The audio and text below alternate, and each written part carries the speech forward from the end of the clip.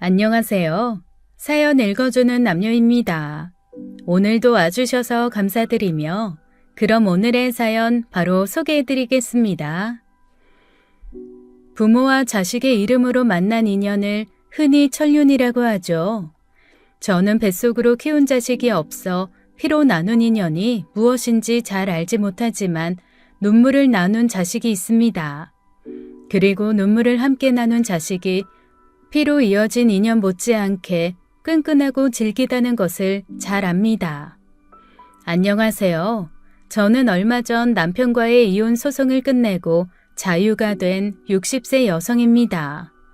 남편과 이혼을 한 것은 재혼하면서 생긴 딸들의 강한 요구였어요. 첫 번째 남편을 사고로 보내고 홀로 3년을 살다가 식당을 운영하는 친구의 소개로 같은 처지의 지금의 남편을 소개받았습니다. 남편은 친구 식당의 단골이었어요. 밥을 먹으러 와서 좋은 사람이 있으면 소개해달라는 남편 동료의 말에 바로 제가 생각났다며 연결을 시켜주었죠. 근처 산단의 대기업 산하기관에서 근무하던 남자는 그리 다정하진 않았지만 인물이 좋고 가정에 충실하면서도 성실한 남자였어요. 혼자가 된 것은 길다면 길고 짧다면 짧은 시간이라 저나 남편이나 재혼 생각이 크진 않았는데 막상 만나보니 혼자보다는 둘이 낫겠다 싶은 동료애 같은 것이 생기더라고요. 친구는 연애나 하며 살라고 했지만 결정적으로 제가 재혼을 결심한 이유는 따로 있었습니다. 전 아내를 암으로 여인 남편에게는 딸이 둘이 있었는데 첫째가 13살, 둘째가 6살이었어요. 나이 터울이 있어 고작 13이었던 첫째가 둘째의 엄마 노릇을 자처하며 교대 근무를 하는 제 아빠를 대신해 이른 아침 동생을 챙겨 어린이집을 보내거나 집안일을 하면서 제 또래답지 않게 살고 있었습니다. 그게 어찌나 짠했던지 아내도 없이 딸 둘을 키우고 사는 남편보다는 첫째 아이에 대한 안쓰러움이 강해 결정한 재혼이었어요. 저는 전 남편 사이에서 아이가 생기지 않아 기다렸던 아기 천사를 만나지 못했습니다. 아이에 대한 욕심은 컸지만 이상하게 아이가 생기지 않았는데 남편과 결혼하면 딸이 둘이나 생긴다고 하니 제가 배 아파 낳은 아이가 아닌데도 마치 제 아이처럼 처음부터 그렇게 끌렸습니다.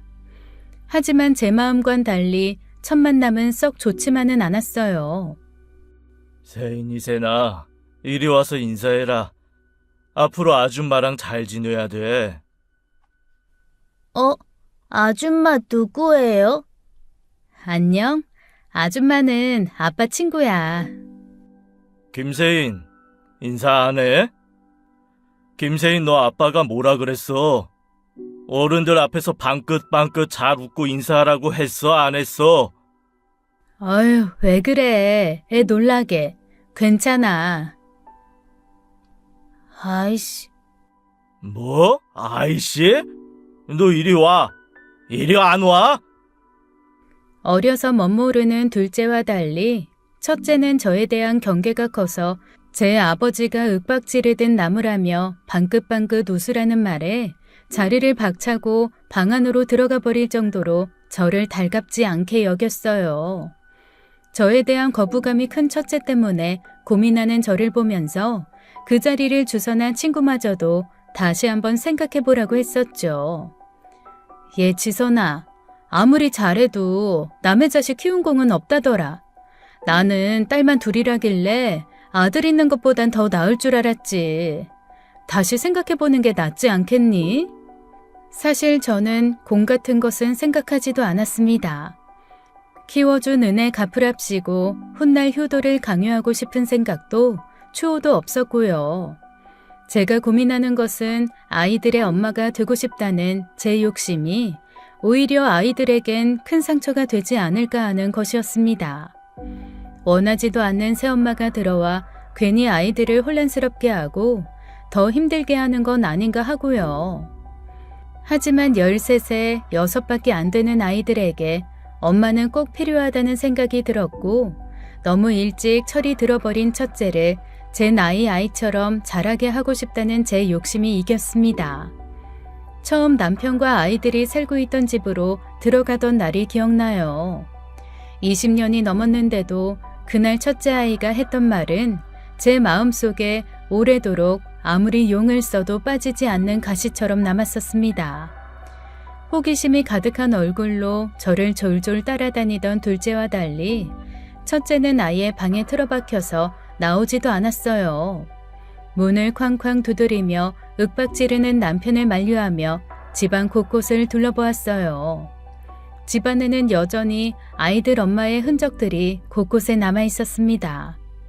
냉장고에는 반듯한 어른의 글씨체로 적힌 동태탕과 코다리찜 레시피가 붙어 있었고, 누렇게 변한 꽃무늬 식탁보와 의자 커버 등 집을 꾸민 소품에서 아이 엄마가 얼마나 살뜰하고 아기자기하게 살림했는지 엿볼 수 있었습니다. 그러나 그게 너무 오래된 것들이었고 오랫동안 제대로 관리가 되지 않은 티가 났어요. 그래서 아이들을 각각 어린이집과 학교에 보낸 후 저는 전에 없을 대청소를 했습니다. 아무리 청소하고 살았다고 한들 13살 아이의 손끝이 미치지 못해 쌓인 먼지가 집안 곳곳에 숨어 있었고 저는 그날 기다렸다는 듯이 대청소를 했어요. 소파와 텔레비전 장처럼 도저히 혼자서는 움직이기 어려운 큰 가구를 움직여 숨은 먼지를 찾아내고 쓸고 닦는 것은 그다지 어렵지 않았죠. 한 번도 빨지 않았을 이불이나 베개, 쿠션 커버를 빠는 것이 큰 숙제였어요. 아시는 분들은 아실 겁니다. 바닥이나 선반 위에 쌓인 먼지를 쓸고 닦는 거야 청소기로 금방 할 수 있지만 그런 패브릭 제품을 빼고 갈아 끼우는 것은 상당한 힘이 필요하다는 것을요. 저는 종일 먼지를 털고 안방과 아이들 방에 이불과 베개를 빨아 널고 묵은 때가 있는 패브릭 소품들을 욕조에 담가 불려서 때를 빼야 했어요. 그리고 그날 전혀 예기치 못한 곳에서 사달이 난 겁니다. 학원 갔다 돌아와 제가 공을 들여 때를 빼고 곽는 집을 본 첫째가 말끔해진 집안을 보고 그야말로 대폭발을 해버린 거예요. 식탁보 어딨어요? 여기 있던 건요? 첫째는 누렇게 때가 탄 식탁보와 거실 테이블과 선반 위를 장식하던 뜨개 소품을 찾았습니다. 아이들 엄마가 뜨개에 취미가 있어서 곳곳에 뜨개 용품이나 작품들이 많았는데 누렇게 변색이 되거나 먼지가 쌓여 그대로 두기 어려웠어요.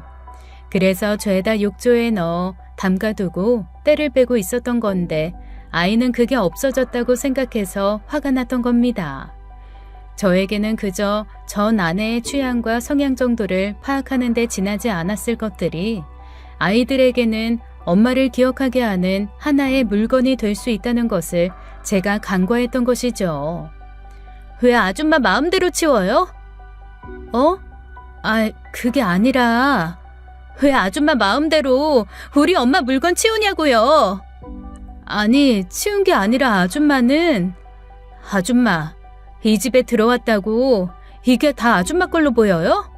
다 주인 있어요. 저기 식탁보도 여기 의자 커버도 이불도 베개도 쿠션도 다 주인 있다고요. 왜 그걸 아줌마 마음대로 치워요? 짜증나게. 제가 뭐라 변명하기도 전에 첫째에게 저는 그저 엄마 물건을 없애버린 계모가 되어 있었습니다. 저는 그제야 큰 실수를 했다는 것을 깨닫고 사과하려 했지만 첫째는 울면서 집을 나가버렸어요. 제가 아이에게 박힌 돌을 빼내는 굴러들어온 돌인 것을 미처 자각하지 못해 벌어진 일이죠. 계모라는 자리는 생각보다 아이에게 세심한 배려가 필요한 자리였고 제가 남편의 아내뿐만이 아니라 아이들의 엄마가 되겠다는 다짐이 생각보다는 큰 욕심이었을지도 모른다는 생각이 들었습니다. 그렇게 아이가 나가버린 후 저는 패닉이 되어 남편에게 전화를 할 수밖에 없었어요. 첫째에 대해 하나도 모르는 저는 아이를 찾을 길이 없으니 그저 막막하기만 했고 남편이 성정에 불같이 화를 낼 것을 알면서도 남편에게 연락을 해야 했죠. 지금처럼 휴대전화라도 있었더라면 좋았을 텐데 첫째에게 바로 연락할 수단이 아무것도 없었을 때였어요. 뒤늦게 쫓아가서 놀이터며 학교 주변까지 샅샅이 찾으러 다녔지만 아이는 없었습니다. 퇴근하자마자 부랴부랴 달려온 남편은 머리끝까지 화가 나서는 아이를 찾으러 갔고 일단 집에 있으라는 남편의 말에 저는 둘째와 함께 집을 지키고 있었습니다. 겨우 초등학교 6학년밖에 되지 않은 아이가 저 때문에 집을 박차고 나갔다는 사실과 잘해보고자 한 마음이 되려 아이에게 상처가 되고 저에게도 힘에 부친 일이 되었다는 사실에 눈물이 나더군요. 그때 제 곁을 지켰던 둘째가 저에겐 큰 위로가 되었습니다. 엄마, 왜 울어요? 아니야. 아무것도 아니야. 첫째와 달리 둘째는 엄마라고 부르라는 아빠의 요구를 순순히 들을 만큼 순진한 어린아이였어요. 그리고 둘째가 제 언니 방에 가서 뭔가를 가지고 나왔는데 저는 그걸 보고 매우 놀랐습니다. 그것은 케이크 상자였는데 그 안에는 케이크 대신 구겨지고 찢긴 사진이 있었어요. 그리고 그 사진의 정체는 바로 아이들의 엄마였습니다. 아빠가 그랬어요. 어? 아빠가 지금 엄마 오니까, 옛날 엄마 사진은, 다 없애야 한다고 그랬어요. 저는 그제야 첫째가 왜 그렇게 예민하게 굴었는지, 제가 제 엄마 물건에 손을 댔다는 사실에 왜 그렇게 불같이 화를 냈는지 알 것 같았습니다. 알고 보니 남편은 저를 생각한답시고 식탁 유리밑이나 선반 액자에 있던 아이들 엄마 사진을 다 치우게 했더라고요. 그리고 그 과정에서 남편과 첫째가 크게 싸웠고 그것을 고스란히 둘째가 보고 있었던 겁니다. 남편이 화를 내며 찢고 구겨버린 아이 엄마 사진을 첫째가 울면서 다 챙겨놨다고요. 나중에 안 사실이지만 그 찢어진 사진을 보관하고 있던 케이크 상자는 무려 아이들 엄마가 죽기 전 첫째의 10번째 생일을 축하하기 위해서 산 케이크 상자였습니다. 아이들 엄마는 첫째의 생일 축하 파티를 했던 그날 갑작스러운 하혈을 하고 쓰러져 병원에 실려갔다고 해요. 첫째에게 그 케이크 상자가 어떤 의미였을지, 그 케이크 상자를 소중히 간직하고 그 안에 제 아빠가 찢어버린 제 엄마 사진을 넣어두는 첫째 마음을 제가 어떻게 상상이나 할 수 있었을까요? 그날 첫째는 자정이 다 되어서야 남편 손에 끌려 들어왔습니다. 평소 가까이 지내던 남편 회사 동료에게 같은 또래의 아이가 있는데 그 집으로 가 있었던 거였어요. 그 집에서는 첫째의 말만 듣고 계모의 구박을 받나 싶어 섣불리 연락 못하고 있다가 갑작스럽게 찾아온 남편이 아이를 찾자 별 수 없이 보내준 것이었습니다. 지금도 가끔 연락을 하고 지내는 그 지인은 그때 아이가 다짜고짜 초인종을 누르고 들어와 제 품에서 엉엉 우니 결국 사달이 났구나 했다고 해요. 세인이가 워낙 엄마에 대한 애착이 컸지. 엄마 자리 지키겠다고 그 어린애가 집안일을 악착같이 하는 게 눈에 보이더라니까. 그런 애가 새엄마를 뭐 기다렸다는 듯이 반기겠냐고. 그날 남편이 집으로 오는 길에 호되게 혼을 냈는지 아이는 눈물 범벅이 된 얼굴로 들어왔습니다. 그러고는 제 앞에 서서 말도 제대로 하지 못하고 꺽꺽 넘어가는 목소리로 간신히 말하더군요. 저도 어릴 때 그렇게 울어본 기억은 어렴풋이 있지만 당장이라도 숨이 넘어갈 것처럼 우는 모습에 저는 그저 불안하고 겁이 나기만 했습니다. 죄송합니다. 저는 그저 다 괜찮다고 하려고 했는데 남편은 다시 무서운 목소리로 말하더군요. 다시. 김세인. 첫째가 아무 말도 하지 못하고 입을 다물자 남편은 더 무섭게 다그쳤습니다. 다급한 마음에 남편의 팔을 붙잡아 만류했지만 소용없었어요. 김세인. 죄송합니다. 엄마. 첫째의 입에서 울음을 간신히 비집고 나온 그 엄마라는 소리가 어찌나 가슴이 아프던지요.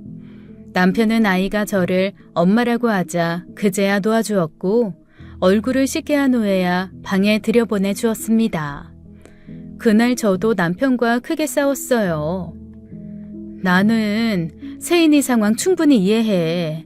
갑자기 낯선 아빠 친구가 새엄마라고 들어왔는데 고작 13살짜리가 어떻게 받아들이겠냐고.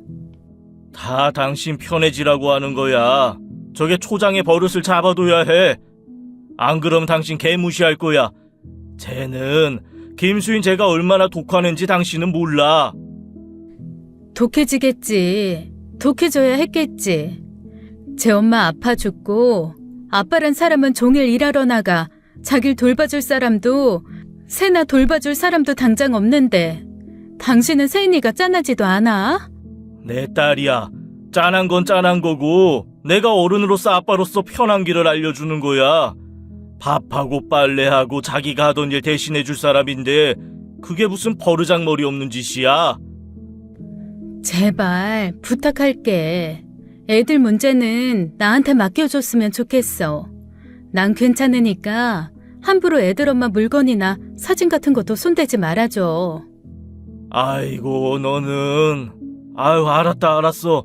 다 지 편하라고 하는 것을 모르고 왜 다들 이러는지 몰라. 남편은 어느 정도 수긍하기는 했지만 자신만의 확고한 기준이 있다 보니 그 뒤로도 아이의 태도를 걸고 문제 삼는 경우가 많았습니다. 다음 날 남편을 출근시키고 난 후 학교 가는 첫째를 붙잡고 말했어요. 저기 세인아. 첫째는 대답을 하지 않았지만 저는 제 진심을 전해야 했습니다. 아줌마가 잘못했어. 너도 봤겠지만 식탁보랑 엄마가 만든 작품들에 먼지가 많아서 세탁하려고 했던 거야. 앞으로도 엄마 물건에 함부로 손대는 일은 없을 거니까 너무 걱정하지 마. 그러고도 첫째는 아무 말도 없이 그저 묵묵히 듣고만 있었습니다. 그리고 엄마라고 하지 않아도 돼. 아빠 없을 때는 아줌마라고 해도 되니까 필요한 거 있으면 편하게 불러. 그 뒤로 첫째와 직접적으로 부딪히는 일은 없었습니다. 첫째는 아빠가 있을 때나 없을 때나 저를 찾는 일이 없었으니까요. 집에서는 엄마가 필요하지 않은 것처럼 굴었으니 딱히 제가 할 일도 없었습니다. 그러니 첫째의 마음을 열기까지 얼마나 많은 시간이 필요했을지 상상이 가시나요? 남편과 상의하여 정해둔 저만의 철칙이 있었습니다. 아이들에게 들어가는 돈에 관해서는 철저하게 제가 관리를 한다는 것이었어요. 아이들 용돈이나 필요한 물건을 구입하는 것 같은 건 제 아빠가 아닌 반드시 저를 통해야만 하는 일이었죠. 그도 그럴 것이 돈이 필요한 일이 아니면 첫째가 저를 찾을 일이 정말로 없었거든요. 첫째는 아줌마라는 것도 쉽지 않은지 돈이 필요할 때마다 저기요라는 말로 대신했어요. 그래도 저는 제게 그만큼이나 다가와 주는 것만으로도 감사했습니다. 돈 달라는 말도 하기 싫어 밖으로 겉돌거나 해서는 안 될 일을 할까봐 걱정도 많았으니까요. 그래도 제 노력을 알아주고 있는 것만 같아서 저에게는 큰 위안이 되었습니다. 그리고 제가 이 집에 들어오기 전 했던 결심 중 하나가 첫째가 제 나이 또래로 자라게 하는 것이었어요. 그러기 위해서는 무엇보다도 그 전까지 엄마가 해야 할 일을 했던 첫째의 일들을 제가 완벽하게 해내서 첫째의 인정을 받아야 했습니다. 둘째는 기억도 하지 못할 만큼 어렸을 때 엄마를 잃었는데 갑작스러운 환경 변화 탓인지 말을 할 때도 하지 않을 때도 어라는 추임새를 쓰는 언어틱을 가지고 있었습니다. 혼자 있을 때도 의미 없이 한다거나 말을 할 때도 라는 추임새를 넣지 않으면 대화를 잇지 못하는 증상이었어요. 그만큼 아이가 정서적으로 불안하다는 말이었습니다. 그게 틱이란 것도 제가 이 집에 들어와서야 알 만큼 남편은 좀 무심한 사람이었습니다. 정신적 안정이 먼저라는 의사 선생님의 소견에 따라 저는 아이와 많은 시간을 보냈어요. 본격적인 치료를 시작하려고 마음먹은 이후에는 몇 주간 어린이집도 보내지 않았어요. 영양소를 고려한 식단을 짜서 밥상을 차리는 일이나 아이를 제때 구석구석 깨끗이 씻기는 기본적인 일부터 어린이집을 가지 않는 동안 놀이터에 가서 몸으로 놀아주거나 문화센터와 도서관에서 하는 여러 가지 프로그램에 함께 참여하고 잠깐이지만 언어치료센터의 도움도 받아 생활하다 보니 어느 순간 틱 증상이 사라지더라고요. 이거 엄마, 아빠, 나, 그리고 언니. 내가 그렸어. 둘째가 더는 어라는 불필요한 추임새를 쓰지 않고 어린이집에서 그린 우리 가족 그림을 보여주었을 때 가장 기뻐했던 것이 저와 첫째였어요. 호들갑 떨진 않았지만 저는 알 수 있었습니다. 저 역시 놀라기도 하고 기특하기도 해서 놀라 웃으며 아이를 안아들다가 첫째와 눈이 마주쳤는데 지금 생각해보면 첫째가 마음을 열기 시작한 것이 그쯤이 아닐까 싶습니다. 제 삶을 제쳐놓고 동생을 신경 쓸 만큼 의젓했던 첫째기에 동생을 생각하는 마음이 남달랐는데 무엇보다도 둘째가 안정되어가는 모습이 첫째의 마음을 흔들었던 것도 같습니다. 그러다 결정적인 사건이 일어났어요. 중학교에 올라간 첫째가 새학기가 시작된 지 얼마 안 돼서 친구들과 크게 다퉈 담임 선생님으로부터 연락이 온 것이었어요. 무슨 일인가 싶어 놀라 부랴부랴 학교에 가니 치고받고 싸웠는지 양쪽 애들 얼굴에 생채기가 나 있더군요. 속상한 마음은 잠시 접어두고 무슨 일이 있었는지 자초지종을 전말을 듣다가 저도 모르게 그만 화가 나 벌떡 일어나고 말았습니다. 첫째가 새엄마 밑에서 자란다는 이야기가 아이들 사이에서 돌았는지 반 애들 몇몇이 짓궂게도 첫째 앞에서 들으라는 듯 신데렐라 노래를 불렀다는 거예요. 신데렐라는 어려서 부모님을 잃고요. 그 노래 말입니다. 자기들은 그냥 좋아하는 노래를 불렀을 뿐이라고 변명했지만 빤하죠. 계모 밑에서 자란 첫째를 조롱한 것 그 이상도 이하도 아니었습니다. 내심 아이가 엇나간 건 아닌가 그래서 사고를 쳤나 싶어 피해 학생이 있으면 계모라 그렇단 소리 나오지 않도록 제대로 사과해야겠다는 마음으로 집을 나선 저 자신이 부끄러울 정도로 첫째에게는 잘못이 없었습니다. 그럼에도 뭘 잘못한 사람처럼 주눅이 들어 고개를 쳐받고 있는 첫째를 보니 너무 가슴이 아프고 화가 나 참을 수가 없더군요. 그러니까 너희가 노래 부르면서 세인이 엄마가 계모라고 놀린 거구나. 네? 아니에요. 저희는 그냥 그 노래가 좋아서 부른 건데요. 너 거짓말 할래? 어른이 우스워? 빤히 보이는 거짓말하면서 친구 놀리면 좋니? 아, 진짜 아니라니까요. 왜 생사람 잡고 그래요? 저기요, 우리 애가 아니라잖아요. 왜 애를 다그쳐요? 잘 알지도 못하면서. 저기요, 그쪽도 알잖아요. 부모면 애가 잘못한 게 보이면 바로 잡아 끌어줄 줄 알아야지. 애가 학교에서 같은 반 친구 마음 상하게 하는 행동 했다는데도 무작정 애 편드는 게 맞아요? 고슴도치다 이거예요? 참, 말 웃기게 하시네. 누가 보면 제가 부모 노릇 못하는 사람인 줄 알겠네요. 저기요, 듣자 하니 세인이 엄마 된 지 2년 차라면서요? 부모 노릇은 횟수로만 따져도 제가 더 잘 알아요. 어디서 가정교육 운운을 해요? 그러게 좀 그렇네요. 애들이 세인이 앞에서 뭐 눈치 보여서 노래나 편히 부르겠어요? 그렇게 어설프게 엄마 흉내내는 거 세인이한테도 별로 안 좋아요. 그러게요.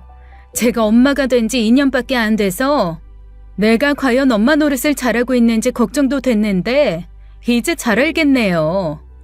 제 배 아파서 자식 낳아 14년을 그딴 식으로 키우고 있는 댁들보다는 훨씬 잘하고 있다는 거요.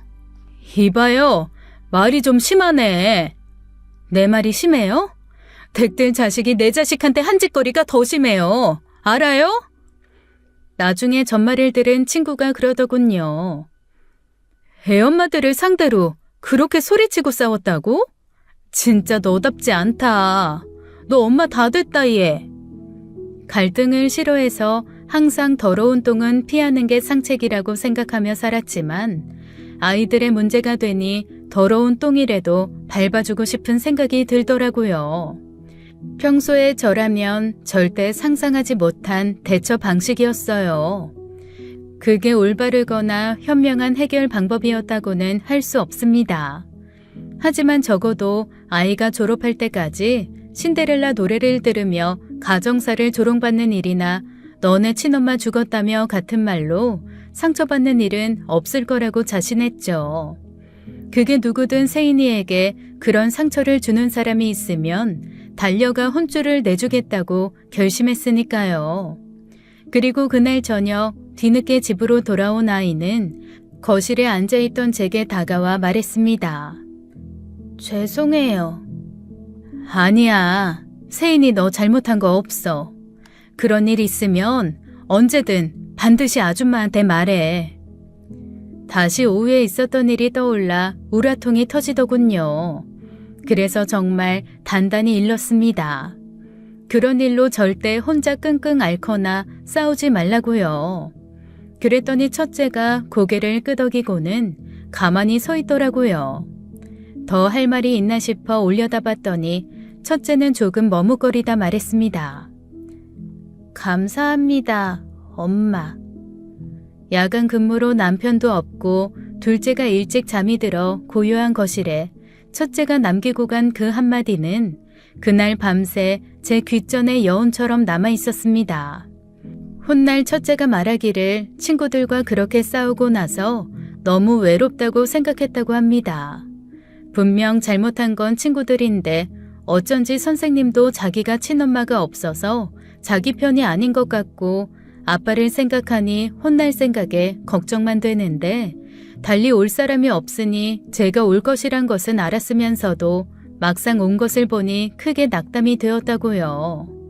저를 잘 몰랐을 때라 그 애들한테 무조건 미안하다, 잘못했다, 실수한 거다, 원하지 않는 사과를 할까봐 당장이라도 상담실에 뛰쳐나갈 준비를 하고 있었는데 자기가 하고 싶은 말을 대신해 아이들과도 아이들의 엄마들과도 싸우는 모습을 보고 그때 제가 둘도 없는 자기 편 같아서 너무 고마웠다고 시간이 흐른 뒤에야 그 깊은 속내를 끄집어 보여줬습니다. 그렇게 저희는 비로소 가족이 되었던 거예요.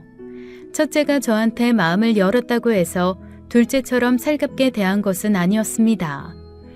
애교가 많고 웃기도 잘 웃는 둘째와 달리 첫째는 원래 성격이 무뚝뚝하고 표현이 많지 않았어요. 모녀지간의 정서적 교감도 부족하고 살갑다고 하긴 어렵지만 그래도 문제없이 잘 자라주었어요. 특히 아이들을 키우면서 크게 깨달은 점은 제가 욕심을 버리면 크게 관대해진다는 것이었습니다.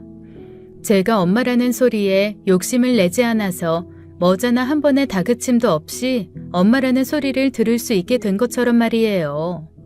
시간은 훌쩍 지나 첫째가 20살이 되었고 대학에 들어간 첫째는 느닷없이 독립선언을 했습니다. 대학이 집에서 그리 멀지 않아 통학이 가능한데도 그동안 모은 용돈과 저도 모르게 주말 알바를 하면서 꼬박 모은 돈으로 자취를 하겠다고 한 겁니다. 우리 가족에게 첫째의 독립은 너무나 갑작스러운 일이었어요. 저도 저지만 남편이 허락하지 않았습니다. 독립은 무슨? 기집애가 세상 무서운 줄 모르고? 허락받으려고 하는 말 아니고 그냥 이야기하는 거예요. 야, 이 기집애야. 네가 독립투사야 뭐야? 무슨 독립타령이야? 20살 됐다고 뭐 다 큰 어른 같아? 그럴 돈 있으면 등록금에나 보태. 아니면 대학이고 뭐고 없어. 그럼 대학 안 다니고 혼자 살게요. 뭐? 겉보기에는 평범한 가족처럼 자란 것 같지만 예쁘게 포장된 상자도 열어보아야 무엇이 들어있는지 알 수 있듯이 사실 저희 가정은 그리 평범하다고만은 할 수가 없었습니다. 남편은 성실한 가장으로선 충실한 사람이었지만 화가 나거나 술을 마시면 서슴지 않고 폭언을 퍼부어 주변 사람들에게 상처를 주는 사람이었어요. 저는 재혼 후 1년이 돼서야 그 모습을 처음 보게 되었습니다. 다른 아빠들보다 엄하고 다정한 표현을 못하는 것뿐이라고 생각했었는데 알고 보니 욕설은 기본이었고 듣자면 어떻게 저런 말을 할 수 있을까 싶을 정도로 사람의 인격을 짓밟는 말을 서슴없이 하곤 했죠. 야, 갖다 버리지 않은 것만으로도 감사히 여겨라. 너 같은 것도 딸이라고 내 인생이 불쌍하다. 도대체 생각이 있는 거야, 없는 거야? 머리는 장식으로 달고 사냐? 그 머리로 무슨 공부를 하겠다고? 그럴 거면 하루빨리 공장이나 취직해서 살림이나 보태. 버러지가 뭔 줄 아냐? 다 너 같은 것을 두고 하는 말이야. 치애비는 밖에서 쇠가 빠지게 일을 하는데. 고작 학원 하루 빠진 첫째를 향한 말이었습니다. 회사에서 무슨 일이 있었는지 반주로 술을 많이 한 날이었고 때마침 학원에서 아이가 결석했다는 연락이 오자 남편은 딸을 감정 쓰레기통으로 삼은 겁니다. 저는 너무 놀라 남편을 나무랐지만 본 모습을 들켰다고 생각해서인지 그 뒤로는 저를 상대로도 그런 말을 숨기지 않았어요. 생가부된 주제에 아주 너는 새 남편 잘 만나 팔자 폈다. 그치? 좋은 직장 다니는 남편이 따박따박 돈 잘 벌어다 주니 집에서 그저 편하게 놀고 먹고 애도 못 낳는 게 내 덕에 자식이나 둘이나 생기고. 야, 나도 말이다. 너보다 이쁘고 돈 많은 여자한테 새 장가 들 수 있었단 말이야. 근데 나는 혹이 2개나 달려서 그게 어려워 얼마나 아쉽던지. 다 저것들, 저 버러지들 때문에 내가 이렇게 짠하게 사는데도 아무도 그거를 몰라. 야, 나같이 불쌍한 처지가 있겠느냐 이 말이야. 그 정도가 심해 이혼을 생각한 것도 여러 번이었습니다. 과부팔자 어디 가겠냐고 혼자 맘 편히 사는 게 낫겠다며 친구를 붙들고 울던 날도 많았죠. 하지만 그때마다 눈에 밟히는 것이 아이들이었습니다. 남편이 말 같지도 않은 이유로 아이들을 자신의 쓰레기통 취급을 하며 쓰레기 같은 말을 내뱉을 때 아이들은 아무 말도 못하고 불려나와 잠도 못 자고 가만히 땅만 바라보곤 했어요. 뭐라고 대들기라도 하면 그때는 정말 온 집안을 깨부수고 난리가 나니까요. 그런 순간마다 저는 나름 아이들에게 쓸모가 있었습니다. 남편의 화살을 저에게 돌릴 수 있었으니까요. 저라고 그 모진 소리를 가만히 듣고 있는 것이 쉬운 일은 아니었지만 애들이 그 소리를 듣고 있는 걸 보고 있는 것보다야 나았습니다. 애들을 데리고 나가버릴까 싶은 마음도 있었지만 경제적 능력이 발목을 잡았고 남편의 능력으로 만든 지붕 밖을 벗어나 살 용기도 없었습니다. 폭언과 드문 폭행만 견디면 평소엔 괜찮다고 자기 합리화하기도 했죠. 그런 성정의 남편이 20살이 되었다고 나가 살겠다는 첫째를 두고 가만히 있을 리가요. 야, 너 같은 걸 뭐라고 하는 줄 알아? 배응망덕이라고 한다. 어려서 치애비 돈으로 호의호식할 때는 그저 좋았지. 어디서 음흉하게 뒤로 돈을 모아서 할 말 못할 말 구분 못하고 따박따박. 그리고 기어이 첫째 머리를 툭툭 치며 손까지 대는 것이었습니다. 놀란 제가 남편 팔을 붙잡고 진정시키려고 하자 그 화살은 기다렸다는 듯이 저를 향해 날아들었습니다. 왜 애한테 손을 대? 그러지 말고. 왜? 좋아 죽겠냐? 어? 아주 남의 집 자식 키우느라 이골이 났는데 혹 하나가 저절로 떨어진다고 하니까 아주 좋아 죽지? 아주 이때다 싶어 덩실덩실 춤추고 싶어. 근질근질하지? 그런 말이 어딨어. 야, 네가 배 아파 낳은 딸이 나가 산다고 해도 그랬겠냐? 얼씨구나 하고 빨리 나갔으면 싶겠어? 이래서 네가 계모 소리 듣는 거야. 저는 너무 어처구니가 없어 입을 떡 벌리고 바보같이 쳐다보기만 했습니다. 그리고 그때 미처 붙잡기도 전에 첫째가 그 자리를 박차고 나가버린 것이었죠. 어떻게 그런 말을 해? 내가 세인이 세나를 무슨 마음으로 어떻게 키웠는데? 뭘 얼마나 정성 들여 키웠다고 이 야단이야? 아이, 오버하지 마. 내가 엄마 노릇을 잘했는지 못했는지는 애들이 판단할 일이야. 당신이 이렇다 저렇다 판단할 자격 없어. 내가 왜 자격이 없어? 내 자식을 생판남인 너한테 맡겼는데. 말 함부로 하지 마. 세인이 누가 뭐래도 내 자식이야. 내가 당신같이 자식을 혹처럼 생각하는 줄 알아? 그날 남편과 크게 싸웠고 첫째 등록금을 내주지 않겠다는 남편 몰래 저는 제 비상금으로 첫째 학비를 냈습니다. 더는 아빠 돈으로 호의호식하며 산 버러지 같은 소리는 듣고 싶지 않다는 첫째에게 오래전부터 내가 따로 모은 비상금이라고 설득을 했고 남편은 남편대로 자기 돈으로 비상금을 만들었다고 야단이었죠.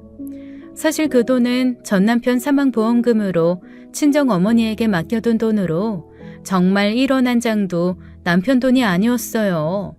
처음부터 제가 쓸 생각은 아니었고 재혼하게 되면 부모님이 아프거나 친정에 돈이 필요할 때 남편에게 도움을 받기 어려울 수도 있다고 생각해서 맡겨둔 돈이었습니다. 실제로 크게 필요한 일도 없어서 고스란히 묵히던 돈이었어요. 남편이 아이들에게 말로 상처를 주는 것을 보니 저도 차라리 아이가 따로 사는 편이 더 좋겠다는 생각이 들었습니다. 그렇게 첫째는 학교 근처에서 자취를 시작했고 명절이나 한 번씩 집을 찾았죠. 저는 부지런히 남편 몰래 밑반찬을 만들어 첫째에게 가져다 주었는데 첫째는 그때마다 반찬 감사하다고 제 계좌로 5만 원, 10만 원씩 붙여주는 것이었습니다. 저는 그게 영 달갑지 않았어요. 엄마와 딸 사이라고 하면 밑반찬 만들어 보내주는 재미가 있는 것인데 첫째는 너무 칼같이 굴었으니까요. 첫째가 집을 나간 것도 실은 제가 안식처가 되어주지 못함이 아닐까 하는 자책도 있었습니다. 그렇게 시간이 흘러 결혼을 한 첫째가 어느 날 제게 부탁이 있다고 연락을 해왔습니다. 부탁이라뇨. 첫째답지 않은 말에 긴장도 됐지만 제게 부탁을 하는 일이 없던 아이라 어느 한편으로는 기쁘기도 했습니다. 상현 씨가 발령이 나서 고민하다가 당분간 주말부부 하기로 해서요. 지금 회사가 조건이 좋아서 이직하는 건 좀 고민이 되고. 그렇지. 그 회사 들어갔을 때 네가 얼마나 좋아했어. 복지도 좋고 지금 사는 집이랑도 가까워서 좋다고 했잖아. 나중에 서인이 크면 보낼 어린이집도 딸려있다며. 그래서 말인데요. 당분간만 엄마가 우리 집에 와서 서인이 좀 봐줄 수 있어요? 서인이 돌도 안 지났는데 남의 손에 맡기는 건 싫어서요. 대신 시터 비용 엄마한테 드릴게요. 나야 좋지. 아니 엄마가 해줄게 세인아. 이런 상황에서도 친정 엄마라고 편히 부탁하기보다는 칼같이 동계산부터 해서 좀 서운했지만 첫째의 제안을 거절할 이유가 없었습니다. 마음 같아선 눈에 넣어도 안 아플 손녀 매일 곁에 머물며 보고 싶었지만 아무래도 남편이 있으니 쉽지 않았어요. 정년 직전에 회사에서 일어난 사고 때문에 거의 반강제로 퇴직을 당한 남편은 3년째 집에만 있는 중인데 퇴직연금으로만 생활하려고 하니 조금 빠듯하기도 해서 첫째의 제안이 달가운 것도 사실이었고요. 제가 식당에 나가 일이라도 하려고 하니 그건 또 못하게 막았습니다. 한평생 자기 능력으로만 가족을 건사한 게 자부심인 사람이라 제가 밖에 나가서 생활비를 벌어온다는 것은 자존심이 허락하지 않았던 것이죠. 엄마, 언니 집 여기서 지하철 2번 갈아타고 가야 돼. 왕복 2시간은 걸릴 텐데 그 거리를 어떻게 매일 왔다 갔다 하려고. 내가 아빠 식사 챙길 테니까 주중에는 그냥 언니 집에 가 있어. 아이들은 저를 생각하고 그렇게 말했지만 제가 남편 성정을 모르는 것도 아니고 자기를 두고 첫째 집에 가 있는 것을 달갑게 여길 양반이 아닌지라 그렇게 하기는 어려웠습니다. 그래서 그 뒤로 매일같이 첫째의 집으로 출퇴근을 하며 손녀를 봤지요. 오고 가는 것이 시간이 걸려 그렇지 아이가 원체 순하고 손이 가는 타입이 아니라 편했습니다. 눕혀놓아도 울지를 않아서 밥 먹을 시간도 충분했고 낮잠도 잘 자주어서 그 틈에 첫째가 미처 신경 쓰지 못한 집안일을 하기에도 충분했으니까요. 솔직히 말하면 즐거웠습니다.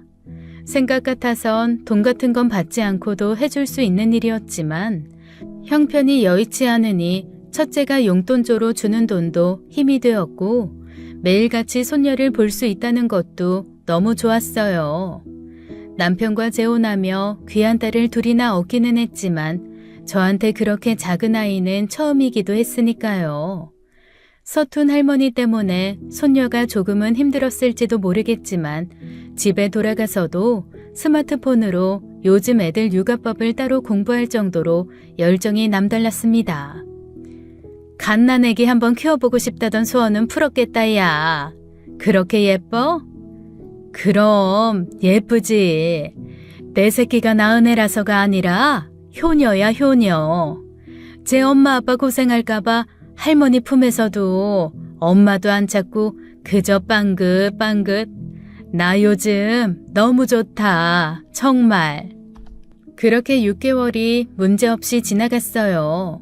그러던 어느 날 지방에서 지내던 사위가 올라와 우리 부부를 초대했습니다. 둘째까지 모처럼 온 가족이 모인 자리였어요. 첫째가 독립한 이후로 남편과 사이는 좋지는 않았지만 첫째가 결혼하고 아이를 낳자 손녀는 예쁜지 남편도 많이 유해진 편이었습니다. 폭언은 여전했지만 감정 조절에 술이 쥐약인 것을 겨우 받아들이고 술을 줄이기도 했어요. 하지만 날이 날인 만큼 남편도 기분이 좋았는지 사위와 한 잔 두 잔 기울이더니 결국 그 술이 또 문제가 됐습니다.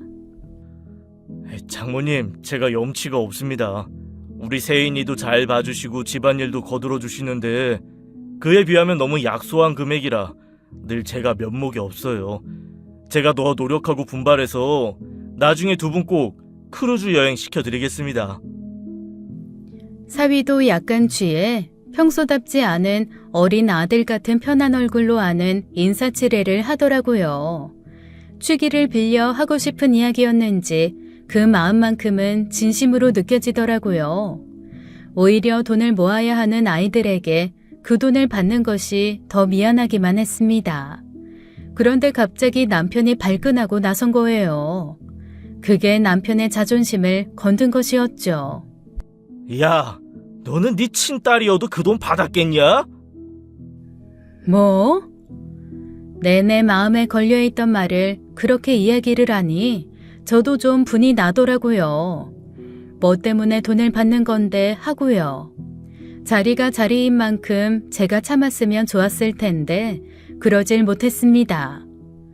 당신이 퇴직하고 나서는 살림하기가 빠듯하니까 어쩔 수가 없지. 뭐? 예상 못했던 것은 아니지만 남편의 눈빛이 돌변하는 것을 보니 심장이 쿵하고 내려앉더라고요. 하지만 그런데도 어쩐지 참기가 어려웠습니다. 근래 괜찮다가 또 술이 들어가니 저러는구나 싶어 속이 상하기도 하고 사위 앞에서까지 저렇게 이야기라니 저는 자존심이 없어 가만히 듣고만 있나 싶어 억울하기도 했고요. 나라고 세인이한테 돈을 받고 싶어서 받겠냐고. 돈이 없으니까 받는 거지. 밖에서 일이라도 하겠다고 해도 사람을 붙들고 놓아주질 않으면서. 야, 내가 돈을 안 주냐? 내 앞으로 나오는 퇴직연금은 뭐 어디 전방 가서 여시랑 바꿔 먹을 돈이야? 이게 누구 앞에서 돈 타령이야?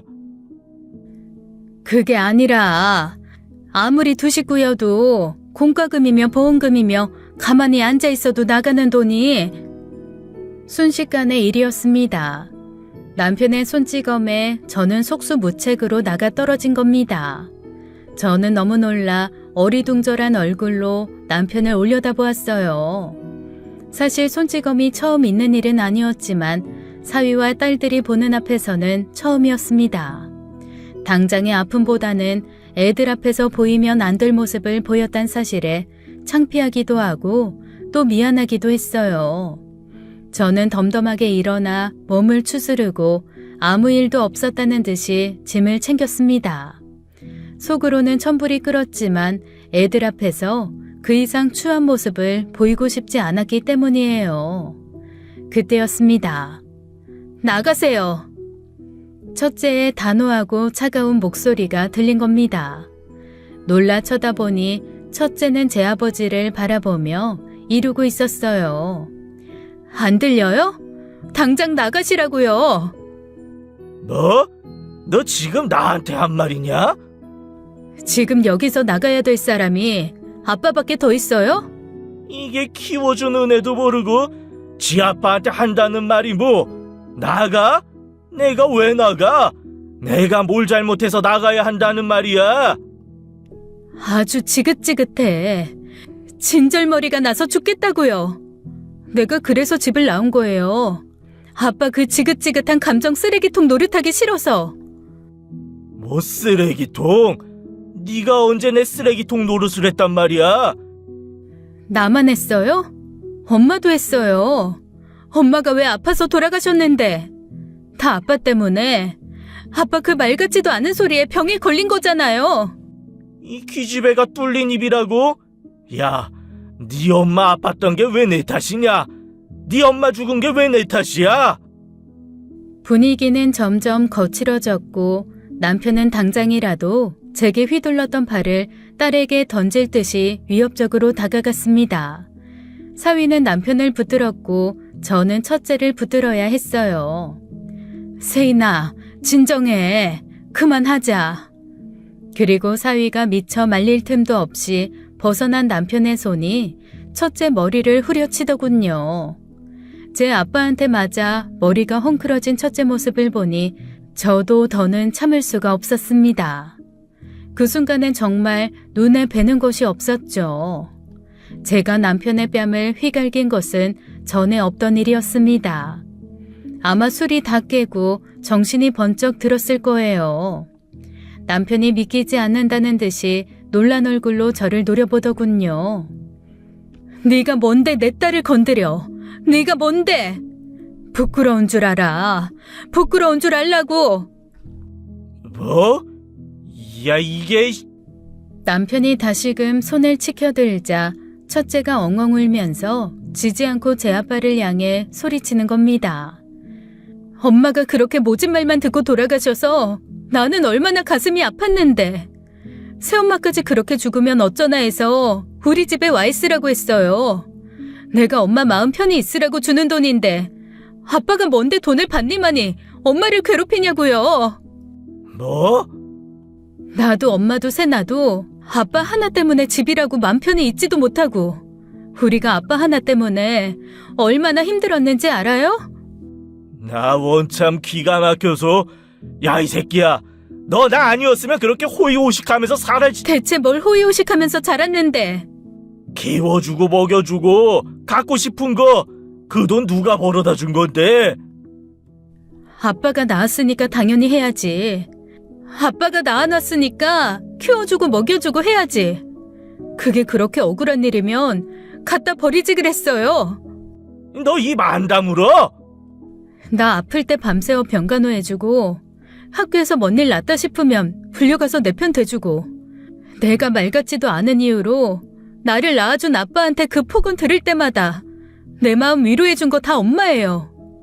아빠가 해줘야 했던 거 죄다 나 낳지도 않은 엄마가 해준 거라고요. 그럼 적어도 엄마한테는 잘해야죠. 한평생을 아빠 때문에 남의 자식 키우면서 속 끓이고 살았는데. 나가요. 당장 이 집에서 나가라고요. 저와 함께 제 언니를 말리던 둘째까지 말없이 울기만 하고 사위도 제 장인을 말리기보다는 원망스레 쳐다보니 남편은 제가 있을 자리가 아니라고 생각했는지 자리를 박차고 나가버렸습니다. 첫째는 제 아빠가 나가버린 후 안방으로 들어가 방문을 닫아 걸고 들어갔고 그 뒤로 한참이나 첫째의 울음소리가 들렸습니다. 13살 제 아빠의 강요에 못 이겨 저에게 처음으로 엄마라고 했던 그날처럼 누가 들을세라 숨죽여 베개에 파묻어 서름을 감추던 첫째의 울음소리에 가슴이 미어질 것 같더군요. 여유 있는 경제적 지붕 아래에서 자라는 것이 아이를 위한 일이라고 생각했는데 제 아빠에 대한 원망이 그렇게 깊을 줄 알았더라면 저는 차라리 어떻게 해서든 아이를 데리고 나갔을 겁니다. 제가 더 용기를 내지 못하고 현명하게 대처하지 못했던 지난날을 생각하니 너무 속상하더라고요. 제 선택은 아이들을 위한 선택이 아니었던 겁니다. 무거운 공기가 내려앉은 거실에서 말없이 식탁을 치웠어요. 그야말로 한바탕 폭풍이 지나간 것 같더군요. 사위는 뒤늦게 제 장인을 따라 나갔다가 성과 없이 돌아왔고 둘째는 소동에게 울음바다가 된 손녀를 달랬죠. 그리고 한참 뒤에 안방문이 열리더니 붉게 얼룩진 눈으로 첫째가 나왔습니다.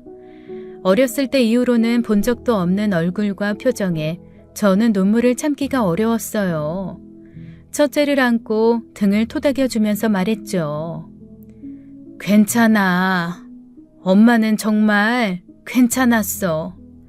근데 세인이 네가 그렇게 힘들었을 줄은 몰랐어. 엄마가 네 마음 몰라줘서 너무 미안해. 그러자 첫째는 제 품에서 나와 제 손을 잡았습니다. 그리고 물러서지 않겠다는 듯이 단단한 눈빛으로 이르더군요. 엄마, 아빠랑 이혼해요. 뭐? 그건 생각지도 못한 제안이었습니다. 아이들이 남편의 그늘에서 벗어난 뒤에도 남편과 함께 살았던 것은 이유가 있었어요. 잦은 폭언과 가끔 있는 폭력이 익숙해진 것도 있었지만 남편과 이혼을 하게 되면 아이들과의 연결고리도 끊어지기 때문이었습니다. 무엇보다도 아이들이 중요했던 제게는 남편이라는 연결고리가 필요했던 겁니다. 더는 못 봐주겠어요. 왜 그러고 살아요? 왜 지금까지도 아빠 쓰레기통을 자처하면서 사느냔 말이에요. 맞아, 엄마. 나도 엄마가 아빠랑 이혼하고 좀 편하게 살았으면 좋겠어. 잠자코 듣고만 있던 둘째까지 나서니 마음이 이상했습니다. 저를 생각해주는 것만 같으면서도 어쩐지 제가 아이들의 엄마 자리에서 밀려나는 것 같은 기분이 들기도 했으니까요. 하지만 그 뒤 첫째가 하는 말에 저는 왈칵 눈물을 쏟고 말았습니다. 독립한 것도 다 아빠 보기 싫어서 빨리 나간 거예요. 그땐 아빠가 하는 그 모진 소리 듣고도 아무 말 못하는 엄마도 보기 싫고 내가 나서서 엄마 바람막이 해줄 용기도 없는 나 자신도 싫어서.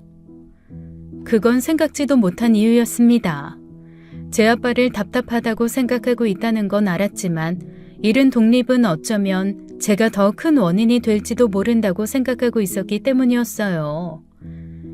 근데 결혼도 하고 애도 낳아보니까 너무 속상해서 엄마가 나랑 세나 친자식처럼, 아니 그 이상으로 마음 다해서 키운 거 알아요. 엄마가 계속 아빠 폭언 듣고도 그렇게 무력하게 참고만 사는 게 다 나랑 세나 탓인 것만 같아서 더는 두고 볼 수가 없어요. 아니야. 그런 거 아니야, 세인아. 아빠가 이혼해주지 않겠다고 하면 소송해요. 나랑 세나가 증언해 줄 테니까. 그리고 첫째가 방에서 가져와 내민 것은 오래된 노트 여러 권이었습니다. 아빠가 나한테, 엄마한테 뭐라고 폭언했는지, 언제 그랬는지 어렸을 때부터 일기장에 다 써놨어요. 그리고 엄마가 언제 아빠한테 맞았는지도 써놨어. 너 알고 있었어? 어떻게 몰라요. 엄마 얼굴만 봐도 알겠던데. 엄마, 엄마가 아빠랑 이혼해도 엄마는 우리 엄마예요. 세인아, 엄마, 이제 내 엄마, 세나 엄마, 그리고 우리 딸 외할머니, 우리 남편 장모로만 살아요. 더 이상 우리 아빠 아내로 살지 마요. 제발. 그래도 계속 아빠랑 살겠다고 하면 난 엄마도 아빠도 안 볼 거야.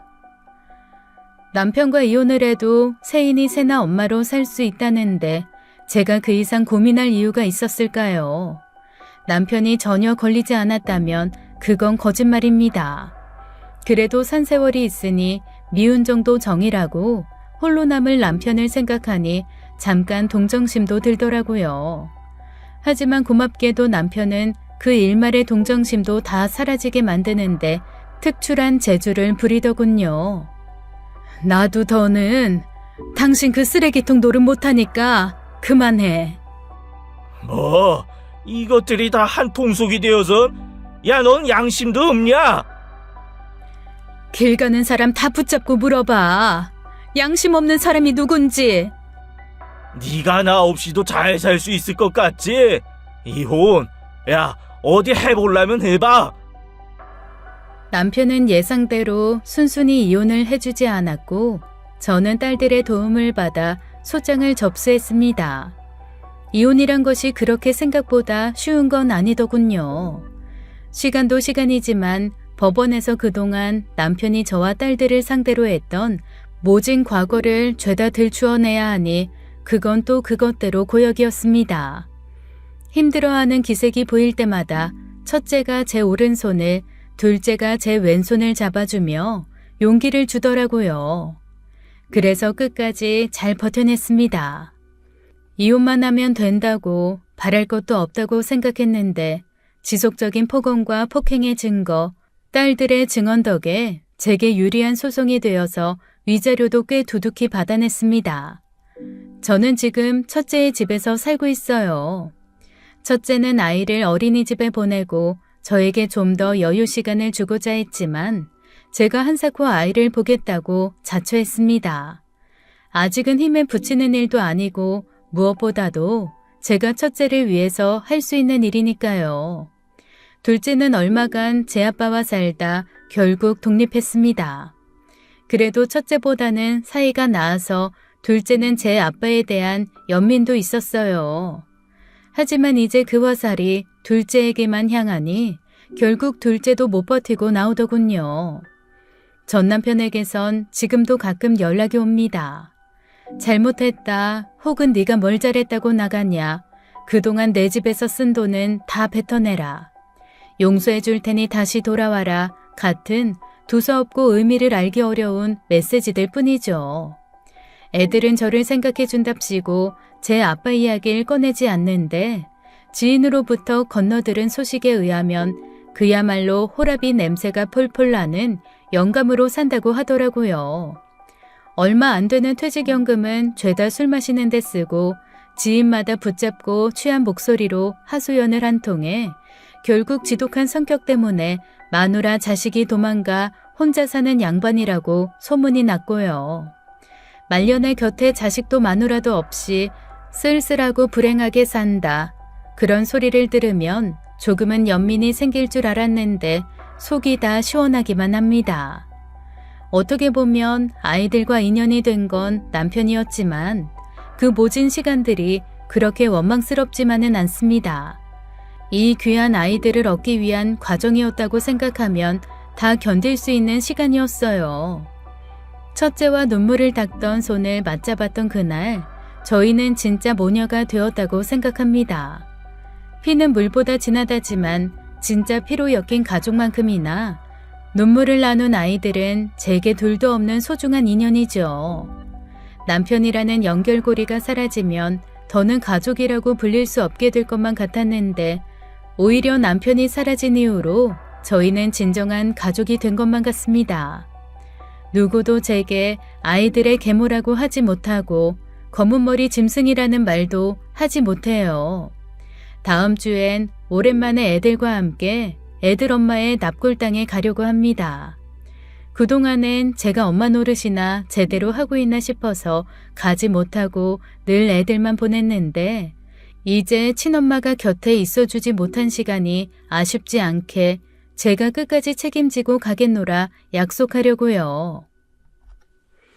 지금까지 사연 읽어주는 남녀였습니다. 끝까지 시청해주신 여러분 감사드리며 저희는 다음 사연으로 돌아올게요. 감사합니다.